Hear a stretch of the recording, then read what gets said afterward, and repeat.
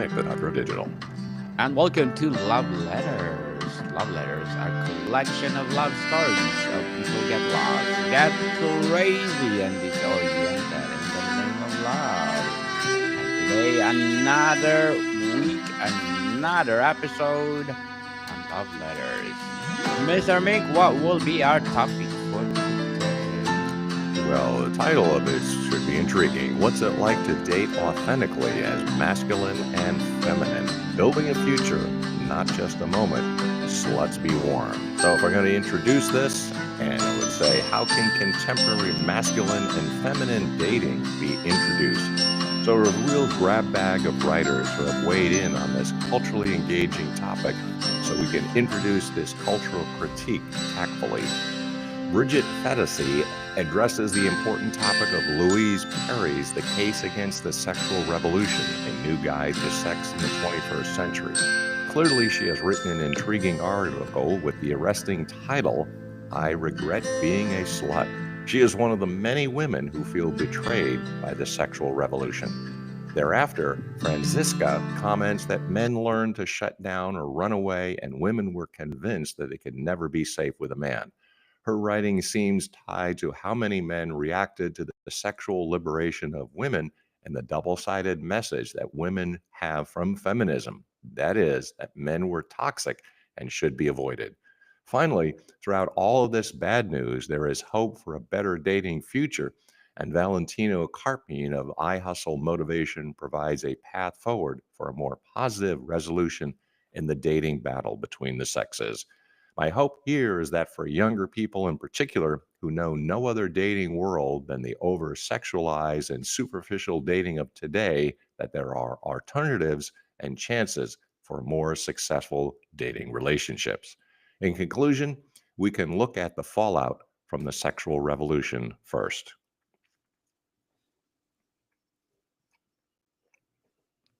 Well, interesting topic, Mr. Mick. Let's do a big hand for our topic for today. So, what does Bridget regret? Well, Bridget states upon opening Louise Perry's new book, The Case Against the Sexual Revolution, a new guide to sex in the 21st century, I'm moved to tears by the dedication for the women who learned it the hard way.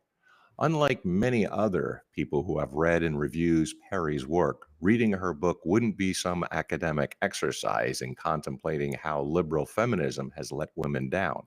It wouldn't be evaluating what those poor sluts over there have endured in wake of the sexual revolution. Bridget announces boldly, reading her book was personal. I'm one of those sluts. That's a powerful beginning to a difficult cautionary tale. Fantasy is one of those women who had come to grips with her own life and sexuality, revealing the dark side of liberating sexual revolution. All good, except that the liberation was lacking. The liberation promised that women could enjoy all the lack of consequences resulting from uninhibited sex with multiple partners that men possessed previous to the revolution.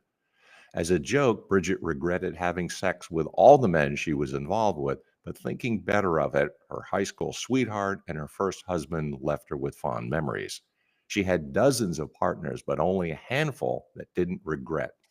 Almost all were casual, meaningless, and or mediocre. She summarizes, if I get really honest with myself, I'd say most of these usually drunken encounters left me feeling empty and demoralized and worthless.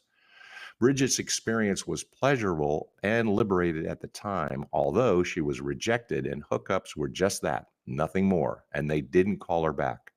Here, one night stands made her feel emboldened at the time, but sex was a drug. She intends a pun here as she relates she was trying unsuccessfully to fill a hole inside me with men. Now, another aspect of her background is really the qualifications that fantasy. Throughout her sexual encounters, she was a sex positive feminist who used to write a column for Playboy. Bridget adds, sleeping with a lot of men is not the only behavior I regret. Even more damaging was what I told myself in order to justify the fact that I was disposable to these men. I told myself I didn't care. There is such an unfortunate place to be because Fantasy didn't care enough for herself nor value her worth. She didn't care when a guy left in the middle of the night or pressured her to leave, experiencing shame, blackouts, and anxiety. Bridget lived a lie for decades. I'm not in pain, I'm empowered. By hindsight, Fedesi concludes that because from a young age, sex was something was lied to about. In conclusion, now she realizes that she was not told the truth about sex. Yes, indeed. So, how is Bridget's upbringing typical for or of many young girls? A typical Roman Catholic upbringing brings and provides guide rails, though the lies seem to overcome her initial misgivings about her body and sex. Unfortunately, she had a false view, which was an angry, misogynistic God. The idea of an angry, misogynistic God often stems from selective readings of certain Old Testament passages. Think wrathful judgments or patriarchal cultural norms taken out of context. But a broader look at Scripture reveals a God characterized by love, justice, and regard for all people, including women.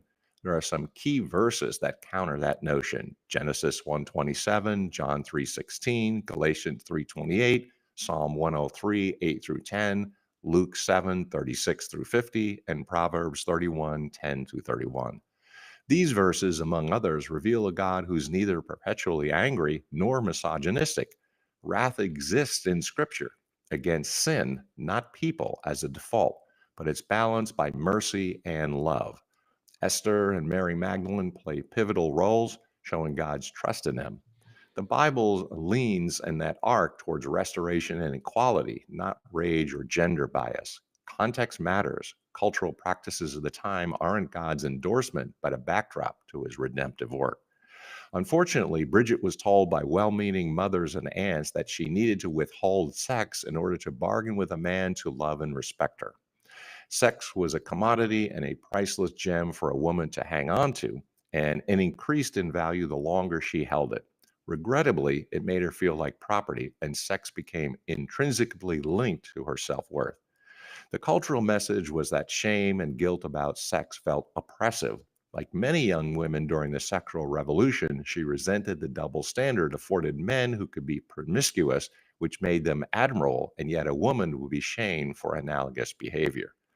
Bridget's burgeoning sexuality would unfold as a reaction to these repressive religious orthodoxies, old school notions of sexual status, and trauma.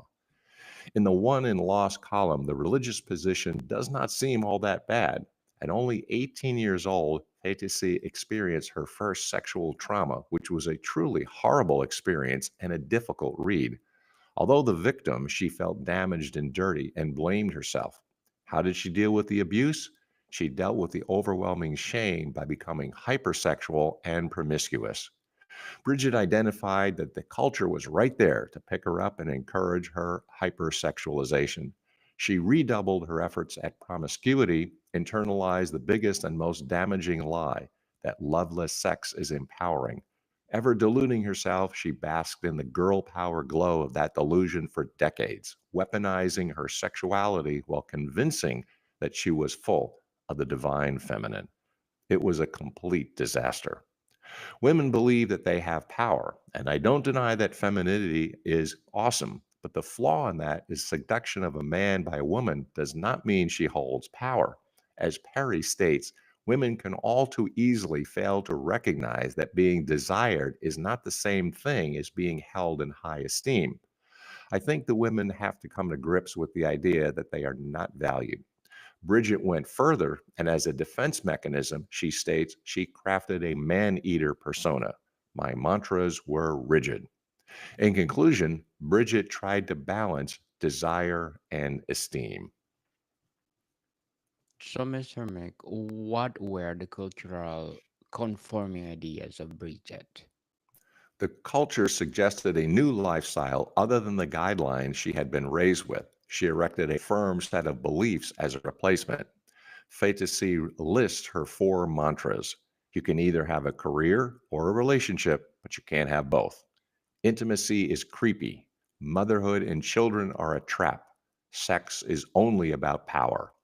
Bridget acknowledges that her mantras were another set of lies, built on trauma. Sex isn't just about power, it's also about intimacy and vulnerability and trust. Although to many of us, these aspects of sex are obvious, to Fadisi at the time, they were things she wanted nothing to do with. Because implicit in modern dating is a complete lack of expectations, especially those of chivalry. This strikes me hard because since I'm chivalrous, but I admit it's not common, so she has a point. When Bridget actually did experience chivalry, she was shocked and suspicious of them. Was he a serial killer? It's tragic to grasp how demeaning her encounters were. She states casual sex is fraught with insecurity and miscommunication, intimacy and love are punchlines. When a man I slept with had the courtesy to reach out, I mistook relief for happiness, rewiring my brain to be grateful for the bare minimum. The saddest realization is how low I set the bar.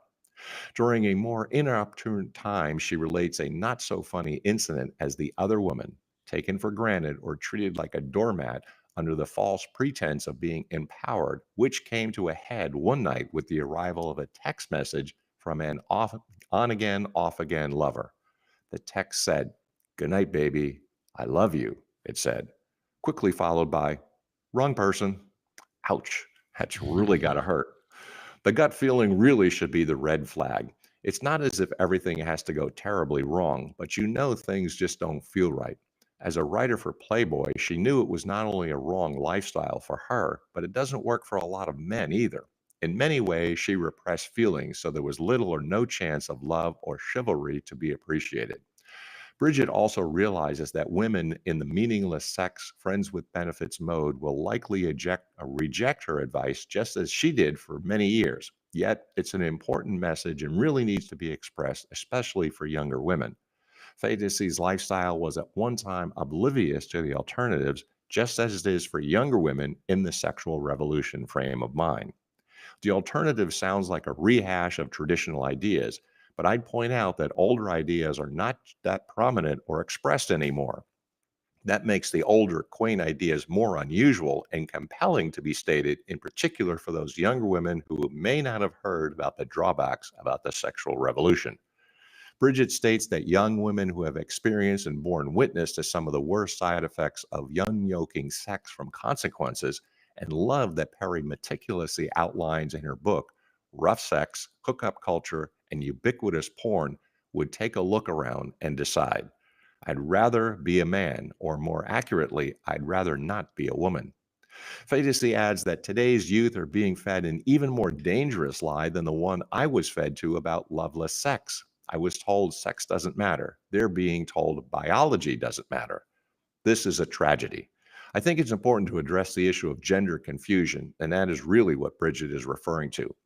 In some modern contexts, young people encourage messaging that dismisses biological sex as irrelevant, suggesting that gender is entirely a social contract detached from physical reality. This perspective often comes from an educational setting, social media, or activist spacings where the focus is on self identification over biology, framing sex chromosomes, hormones, and anatomy as secondary or even meaningless compared to personal feelings. Critics argue that this can confuse impressionable minds, leading them to question observable differences between male and female bodies as if they're arbitrary rather than foundational. For instance, some curricula or influencers might emphasize that anyone can be anything without grounding it in the material fact of reproduction or genetics, potentially undermining young people's ability to reconcile their lived experience with abstract ideology.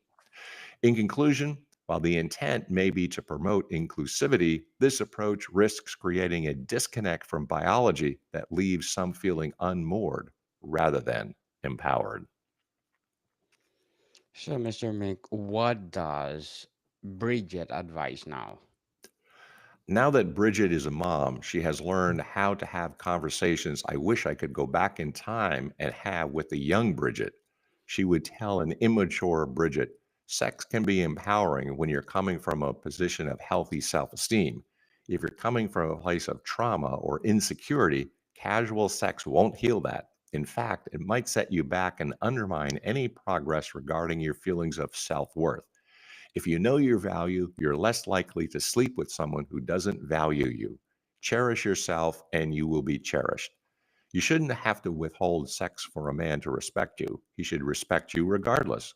Sexual empowerment has nothing to do with how many people you do or do not sleep with. It has to do with how comfortable you are in your skin, no matter your decision. It's not about waiting until you're in love to have sex. It's about making sure that first you love yourself.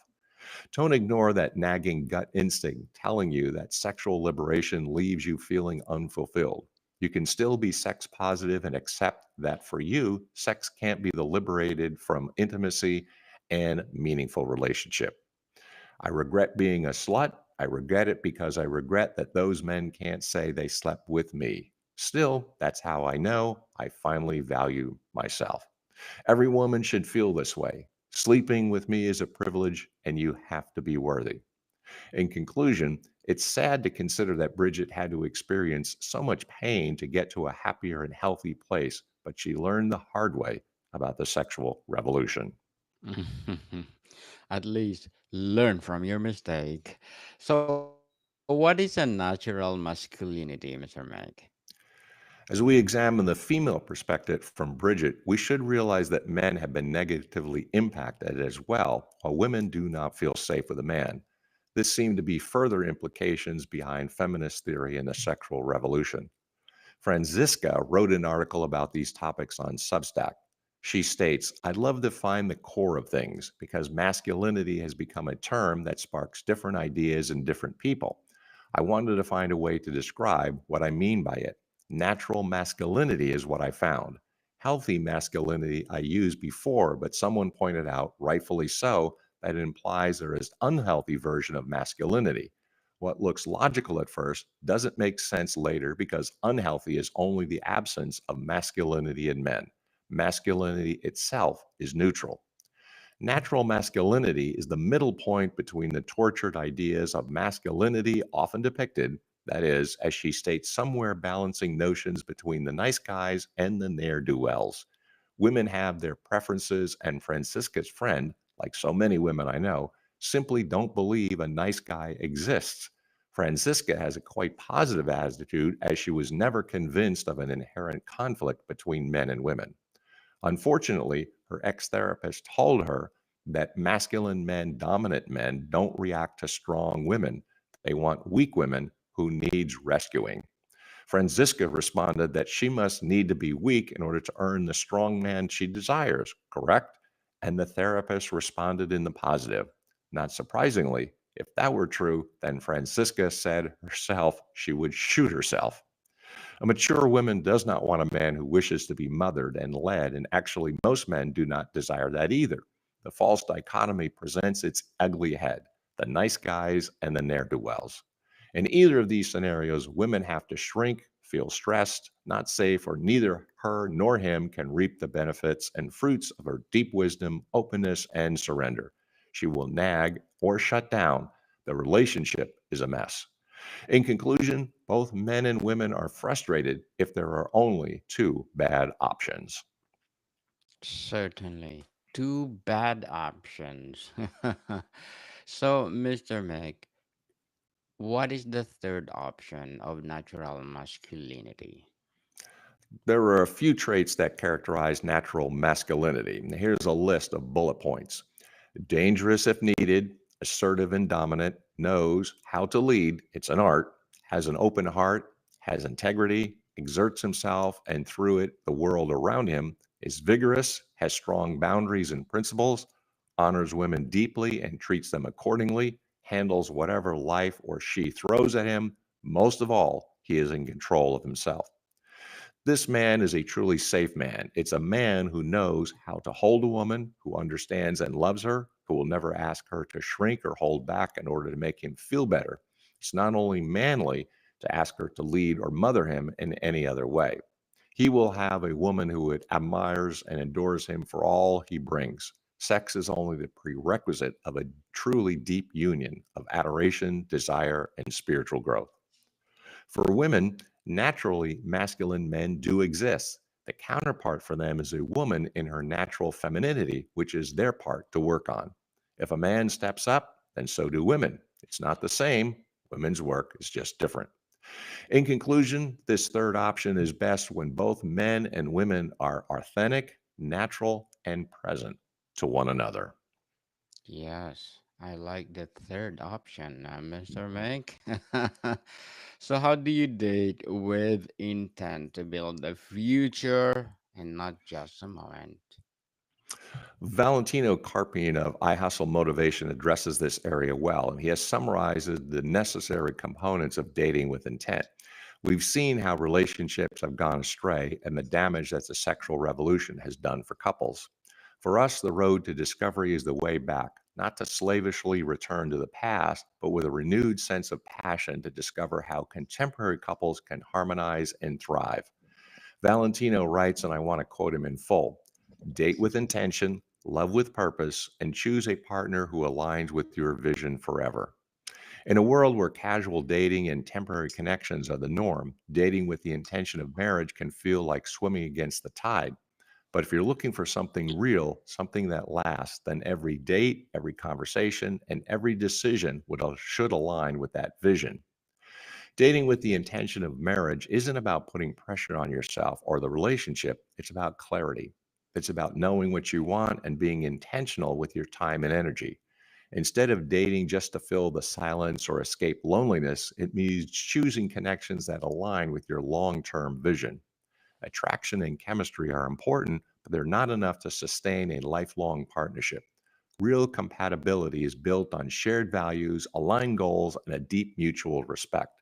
It's about asking yourself, can I build a life with this person? Do we see the world in a way that complements each other? Do we share similar dreams for the future? When you date with purpose, you become more mindful of who you allow into your life. You no longer entertain relationships that lack direction or drain your energy. Instead, you focus on building something meaningful, something that grows, strengthens, and stands the test of time. Building a strong foundation in a relationship is so much more than simply feeling good when you're together. It's about laying the groundwork for a future that can weather the challenges life throws your way. During the dating phase, it's easy to get swept up in the excitement of finding someone you're attracted to. But to ensure long term success, it's essential to go deeper and evaluate the relationship and partnership as a whole. Start by asking the tough questions, the ones that go beyond your likes, dislikes, and favorite movies. Dive into topics like your financial values, your spiritual beliefs, and how you both want to raise a family if that's part of your future. These conversations can be uncomfortable, but they are absolutely necessary. They'll reveal whether your values core align and whether your long term goals are compatible. When you ask about finances, you're not just talking about how much money you each have in the bank today. You're setting the stage to see how you both handle money, whether you share the same approach to saving, spending, and investing. Financial stress is one of the leading causes of strain in relationships, so understanding each other's attitudes towards money can save a lot of heartache later on. Faith can play an integral role in your relationship, whether it's about shared beliefs or mutual respect for each other's practices. Talk about how important your faith is and whether you're aligned in terms of how it influences your lives, decisions, and relationship dynamics. When discussing family, understand each other's expectations for your roles as partners, as parents, and as extended family members.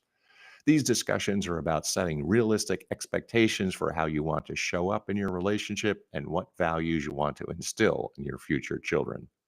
Lastly, your future ambitions play a huge role in how the relationship will grow.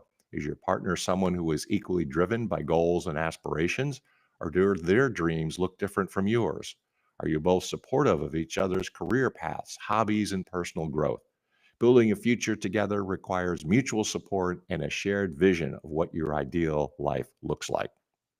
Ultimately, when you're looking for a partner, you're just not looking for someone to have fun with. You're looking for someone who will stand beside you through life's highs and lows, someone who shares your values and helps you create the future you both desire. It's about finding a person who complements your goals, challenge you to grow, and encourage you to be your best self. When you date with intention, you're not just looking for someone who's easy to talk to or makes you feel good in the moment. You're seeking a deep connection based on trust, mutual respect, and shared values. This means you begin to recognize and respect the importance of red flags and green flags early on. Red flags are those warning signs that show up, often in subtle ways, but they're crucial to acknowledge. On the other hand, green flags are the qualities that make you feel safe, valued, and excited about the future. Dating with intention also means focusing on emotional maturity, especially in difficult situations. Having a shared vision for the future is another green flag to look for. When you date with intention, you're not just looking for someone who meets a checklist of traits. At the same time, you learn to recognize green flags, consistency in actions, not just words, open and honest communication, willingness to grow together, a foundation of respect and understanding. Dating towards marriage doesn't mean you have to be serious all the time. It's about still enjoying the journey. The right person won't make you feel like love is a guessing game. They'll be intentional with you. They'll be consistent. They'll align with your values, not just your emotions. So date with purpose, love with wisdom, and never settle for less than what you deserve. In conclusion, Valentino provides an exceptionally well written guideline for dating with purpose. Dating with purpose. I like that one, Mr. Mick. So, how can we conclude this discussion of authentically dating as a masculine and feminine? Dating authentically as masculine and feminine involves embracing the inherent strengths and qualities that define each gender while fostering a genuine connection rooted in mutual respect and understanding. For the masculine, this might mean embodying traits like courage, leadership, and supplying, not in a domineering way, but as a means of creating a safe and stable space for a relationship to flourish. For the feminine, authenticity could manifest as nurturing, intuition, and emotional depth, offering a complementary energy that balances and enriches the partnership. Together, these dynamics allow both individuals to show up as their true selves, free from societal pressures or contrived roles, building a bond that celebrates both their uniqueness and their unity. In the Judeo Christian context, dating authentically as masculine and feminine takes on an added layer of spiritual significance, aligning with biblical principles of love, honor, and purpose. The masculine role might reflect the servant leadership modeled by Christ, protecting and guiding with humility, while the feminine echoes the Proverbs 31 woman, bringing wisdom, grace, and strength to the relationship. Here, authenticity is grounded in faith, with both partners seeking to glorify God through their union, pursuing purity and commitment as they discern a path toward marriage. In conclusion, dating becomes a sacred journey, not just of self discovery, but of aligning two lives with a higher calling, where masculine and feminine differences are seen as divinely designed to complement and complete one another. Very well said, Mr. Nick. Very well said.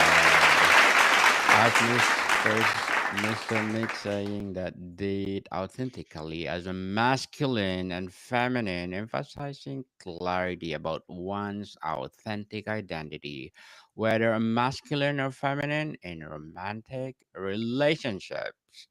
This bold approach advocates for genuine connections over specific encounters, urging readers to seek partners aligned with their values. Mr. Mick, would you like to plug in something? Sure, if you don't mind, and the Doctor of Digital podcast, listen to that, and also the Idea to Author Coach on Facebook. If you want to write books and sell more books, I can help out. And of course, I've got a couple volumes out on Amazon, Burning America, and On Track, Ian Hunter. So if you want to check out all that work, the Idea to Author Coach on Facebook. Yes, people, let's support Mr. Mick because if you support him, more and more books to come, more coaching to come. And I want to plug in our baby podcast, Mental Health 101, in its first season, people, first season. And since you listen to our latest episode, we are, of course, empowering mental health awareness. Please do listen, Mental Health 101, wherever you listen your podcast.